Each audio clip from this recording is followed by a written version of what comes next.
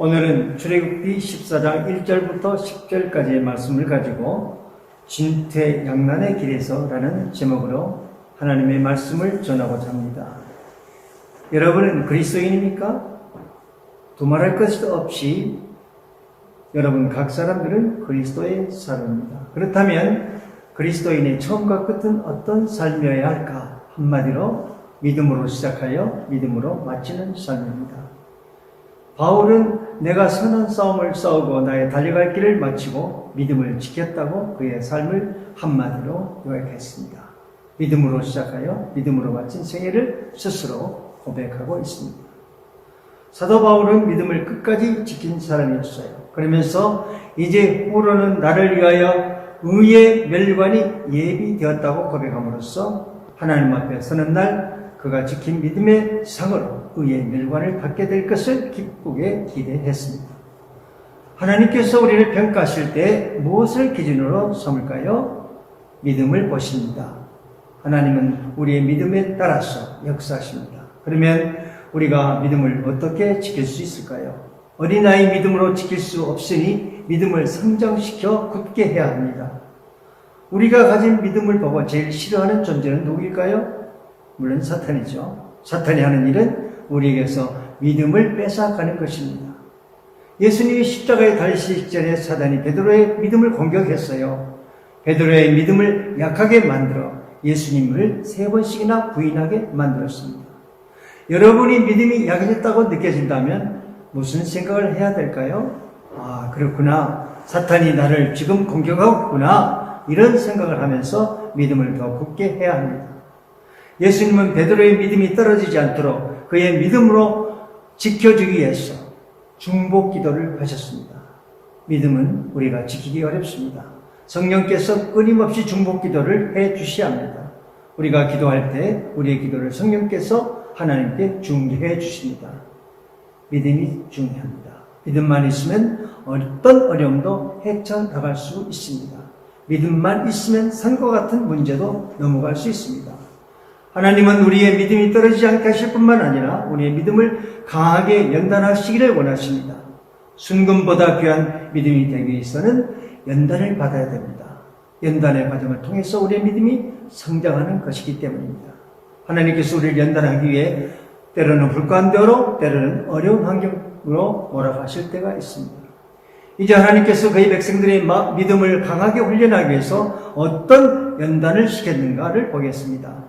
이렇게 그들을 연단하고 훈련하시는 목적은 어디에 있었을까요? 세상에서 가장 뛰어난 백성으로 만들기 위해서였습니다. 그 백성들은 이집트에서 400년 동안 노예 생활을 하면서 시련을 통과했습니다. 그리고 하나님께서 그들을 이집트에서 탈출시켰습니다. 이스라엘 백성들이 이집트를 탈출하여 약속의 땅으로 가기 위해서는 어떤 방향으로 가야 할까요? 남쪽일까요? 동쪽일까요? 지명상으로 분명히 동쪽을 향해 가야 합니다. 가나안 땅으로 가기 위해서는 시내 광야를 반드시 거쳐야 되는데 그 광야가 동쪽 방향에 있거든요. 그런데 하나님은 그들을 남쪽을 향해 가게 하시다가 조금 동쪽으로 몰아넣습니다.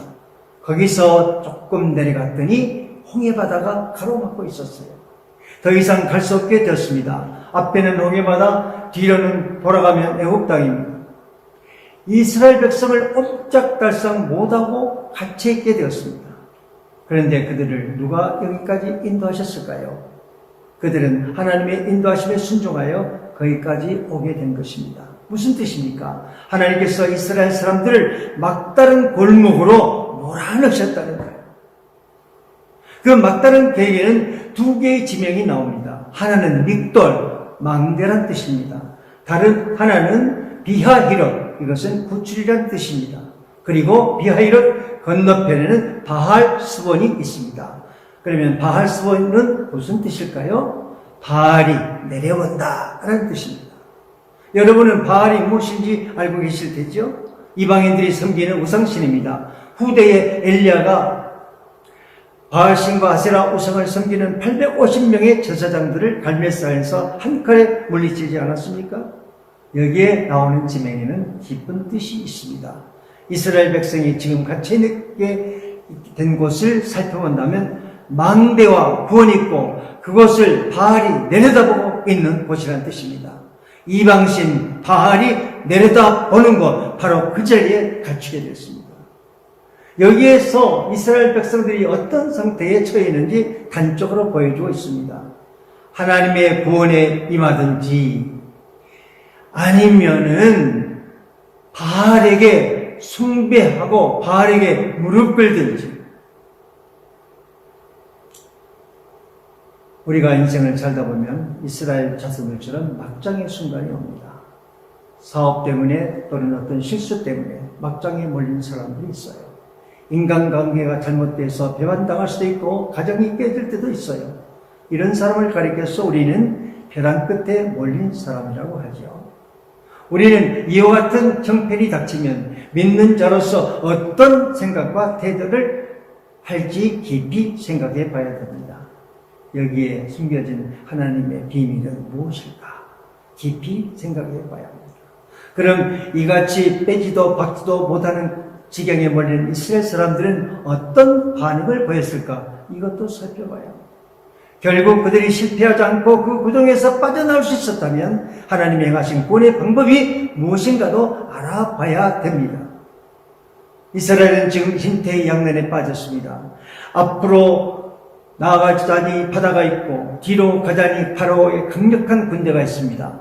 바로 왕은 이스라엘이 막다른 환경에 처했다는 사실을 보고받고 전차 정예부대를 길고 추격해 오고 있습니다. 이 상황을 성경을 통해서 살펴보겠습니다. 출애굽기 14장 10절에 바로가 가까이 올 때에 이스라엘 자손이 눈을 들어본즉 애굽 사람들이 자기 뒤에 미친지라 이스라엘 자손이 심히 두려워하고 여호와께 부르짖고, 여기 본문에 눈을 바라본즉 그들의 시선이 어디에 꽂혀 있습니까? 구원을 주시는 하나님입니까? 아니면 그들을 치러 하둑짓으로 죽이게 오는 바로 왕과 그의 군대입니까? 그들이 위기에서 바라본 것은 하나님이 아니었어요. 애굽 사람들이었어요.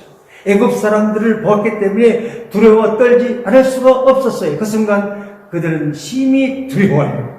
온몸에 힘이 빠지고 다리가 후들거려 주저앉아 버렸을 것입니다.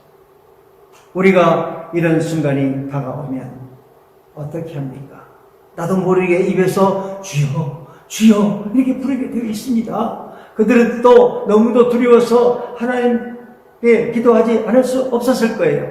하나님께 그래서 부르짖었어요. 이런 때에 하나님을 찾고 부르는 것은 참 좋은 일입니다. 그러나 그들의 기도는 오래 가지 않았고 속에서 분노가 치솟아오르기 시작합니다. 분노는 즉시 원망으로 이어졌습니다. 하나님, 이럴 수가 있어요? 어찌하여 우리에게 이런 환난을 당하게 하십니까? 모세, 당신이 그렇게 만들었다고 애굽에 매장할 데가 없어서 우리를 끌어 광야에서 죽게 해? 어떻게 우리를 이렇게 치유할 수 있어? 애굽에서 해방되었다면 곧바로 약속의 땅으로 와서 정착해야 되지. 하나님은 왜 그들을 코너로 몰아넣고 옴짝달싹하지 못하고 바로의 군대 위에서 힘없이 쓰러져야 하는 것입니다. 우리가 여기서 기억해야 될 것은 이것은 시험의 과정이라는 것입니다. 하나님은 사랑하는 백성일수록 시험을 허락하셔요.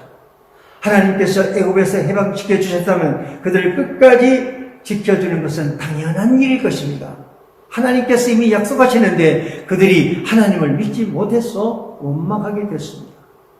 하나님은 광야라는 세상에서 그의 백성들에게 시련과 고통을 주어 그 시험을 통과하게 하십니다. 너희들이 내가 준 율법을 지키는지 안 지키는지 내가 시험하리라.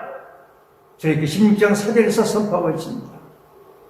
하나님께서 광야에서 만나를 주실 때에 일생 동안 먹을 것을 한꺼번에 주시면서 한꺼번에 다 주신다면 그들이 일하겠어요? 그날에 먹을 것을 주시면서 일용할 양식을 구하라고 말씀하십니다. 하나님이 그렇게 하여 하나님을 의지하는지 안 하는지, 하나님의 말씀대로 사는지 안 사는지 시험해 보시는 거예요. 여러분은 어떻습니까? 어려움이 생기면 기도하지 않을 수 없겠죠. 그런데 하나님이 구원해 주실 것을 믿고 끝까지 참고 기다립니까? 처음에는 물론 기도합니다. 그러나 어려움이 계속될 때는 기도를 던져버리고 하나님을 원망하게 됩니다. 그러나 모세는 달랐습니다. 모세는 하나님을 바라보았습니다. 똑같은 군대가 추격해 오는데 모세가 바라본 대상이 다르고 이스라엘 백성들이 바라본 대상이 달랐어요. 누구를 바라보느냐에 따라서 인간의 운명이 결정되는 것입니다. 모세가 그들에게 가장 먼저 한 말은 두려워하지 말라 이것이었습니다. 성경에는 수백 번씩 두려워하지 말라고 말씀하십니다. 우리가 왜 두려워하지 않아야 합니까? 이 세상에서 고통도 악도 한계가 있다는 사실을 기억하라는 것입니다. 고통도 고난도 영원토록 지속되는 것은 아닙니다. 다 지나가는 것들이에요. 하나님은 시련을 주실 때 우리가 감당하지 못할 시험을 주시지 않는다고 이미 약속하셨습니다.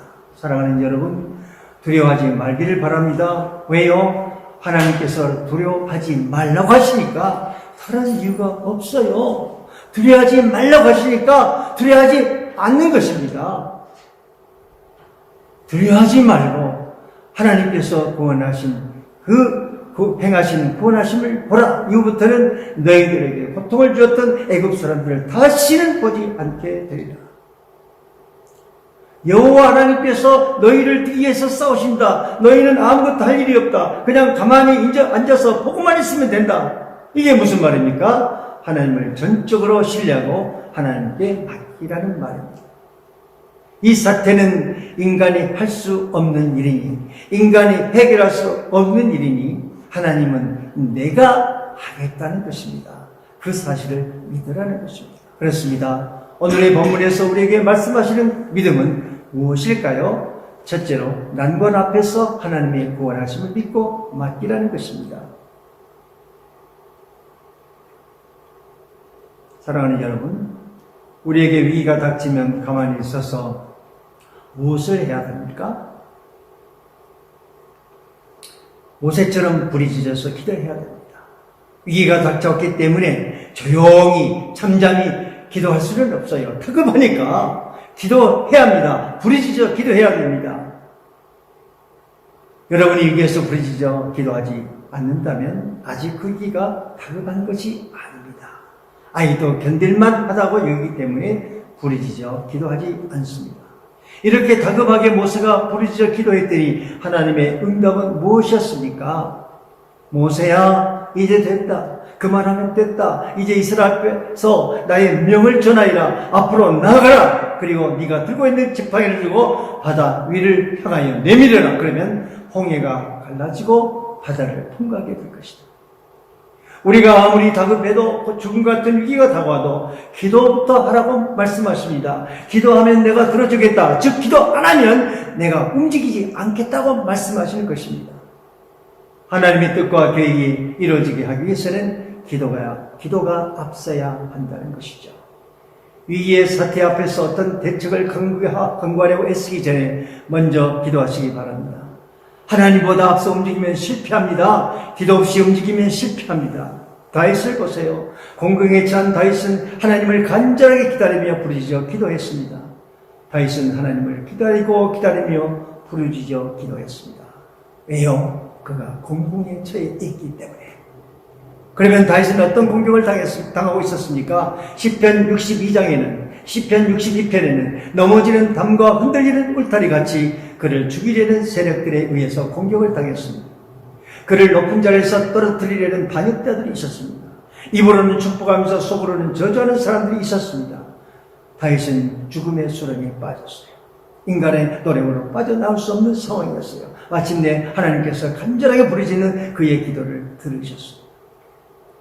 나 여호와를 기다렸더니 귀를 기울이사 나의 부르짖음을 들으셨도다. 우리도 다윗 같은 환경에 처할 때가 있습니다. 저 역시 정말 기가 막힐 운동에 빠졌던 경험이 있었습니다. 나를 운동에 몰아붙였던 사람들은 나를 아주 죽여버릴 십살이었어요. 거짓말을 퍼뜨리고 나의 명예를 땅에 묻어버리겠다는 사람도 있습니다. 나아질 성의 끝은 보이지 않았습니다. 그러나 하나님께서는 다윗을 도와주신 것처럼 저를 도와주셨습니다. 지금 여러분은 운동에 가깝고 수련과 같은 곳에 빠져 있습니까? 하나님께서 도와주십니다. 어떻게 도와주실까요? 하나님께서 다윗처럼 우리의 부르짖음을 들으시고 기가 막힐 운동에서 끌어올리시고 우리의 발을 반석 위에 두시고 우리의 걸음을 견고하게 해주십니다. 세계 기도 정보를 매년 출간하고 있는 패트릭 존슨 박사는 이런 말을 했습니다. 우리가 일할 때 우리가 일하는 것이 아니다. 그러나 우리가 기도할 때 하나님이 일해 주십니다. 오늘의 본문에서 난관에서 구원받을 수 있는 방편은 무엇입니까? 두 번째로 생각할 것은 바로 난관 앞에서 하나님 앞에 부르짖어 기도해야 된다는 거예요. 하나님은 우리에게 위기가 없을 것이라고 약속하지 않으셨어요. 다만 그가 우리에게 약속하신 것은 내가 너와 함께 하겠다, 이런 약속이었습니다. 이사야 41편 10절에는 두려워 말라, 내가 너와 함께 함이니라. 놀라지 말라, 나는 네 하나님이 됨이니라. 내가 너를 굳세게 하리라. 참으로 너를 도와주리라. 참으로 나의 의로운 손으로 너를 붙들리라. 여러분은 하나님의 약속을 신뢰하십니까? 약속하시고 반드시 지키시는 신실한 하나님께 찬양하시기를 바랍니다. 이스라엘 백성들이 가는 길에 홍해라는 정예물이 이스라엘 백성들이 가는 길에 홍해라는 정예물을 하나님께서 설치하셨습니다. 이유가 무엇입니까? 그 정예물을 통해서 하나님의 영광을 드러내시고 영광을 받기 위함입니다.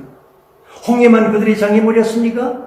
바로 왕도, 애굽의 군대도 이스라엘 백성들이 정예물이었습니다. 하나님은 그 정예물을 통해서 하나님의 영광을 드러내시고 영광을 받기 위해서였습니다. 내가 바로와 그의 모든 군대와 그의 병거와 마병으로 말미암아 영광을 얻으리니 내가 영광을 얻을 때에야 애굽 사람들이 나를 여호와인 줄 아리라. 지금 어떤 장애물이 여러분을 가로막고 있습니까? 지금 그 장애물 앞에서 여러분은 멈추거나 좌절하고 있습니까? 이 순간이야말로 우리의 믿음을 드러내고 그 믿음으로 극복하고 하나님의 영광을 드러낼 때입니다. 그리고 여러분이 어려운 환경에서 하나님의 도우심을 입었다면 반드시 하나님 앞에 영광을 돌려드려야 됩니다. 왜요? 내 힘으로 된 것이 아니니까. 하나님의 능력으로 되었으니까 그 영광을 여러분 자신이 차지하지 말고 온전하게 하나님께 영광을 돌리시기를 바랍니다. 하나님의 영광을 가리는 것도 나쁘지만 하나님의 영광을 가로차는 자가 더 나빠요. 그것은 간악한 도적질이기 때문입니다. 그러므로 셋째로 생각할 것은 난관을 극복하게 해주신 것은 하나님의 영광을 드러내기 위함입니다. 앞에는 바다가 넘실거리는데 어떻게 앞으로 나아갈 수 있단 말입니까? 그러나 하나님은 명령하십니다. 가라!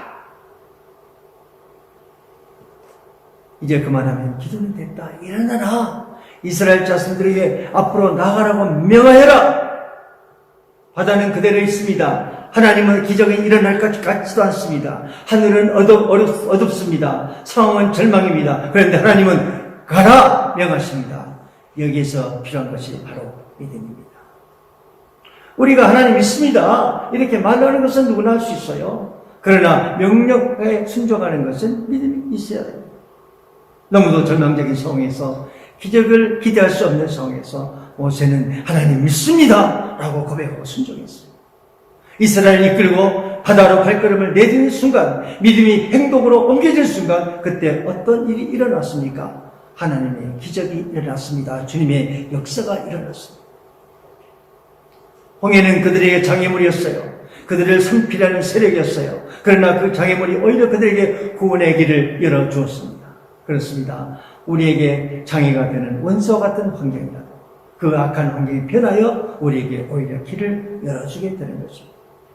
여러분의 과거의 삶을 돌아보세요. 내 앞에 닥친 엄청난 크기의 장애물 앞에서 어떻게 했었는가를 돌아보시길 바랍니다.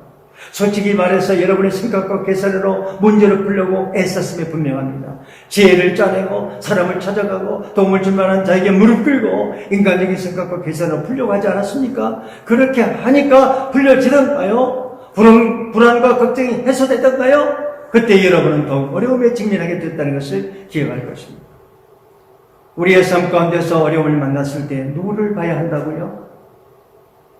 모든 길이 다 막혔을 때 하나님을 바라보시기를 바랍니다. 그때 하나님께서는 우리를 위협했던 것들을 통해서 길을 열어주실 것입니다. 여러분을 집어삼키려 위협하던 것들이 오히려 탈출로가 된다는 말씀이에요. 이란 테헤란에 있는 왕궁에는 세계에서 가장 아름다운 모자이크 작품 중 하나가 있다고 합니다. 천장과 벽은 여러 각도로 빛이 굴절되는 다이아몬드처럼 영롱한 빛을 내고 있습니다.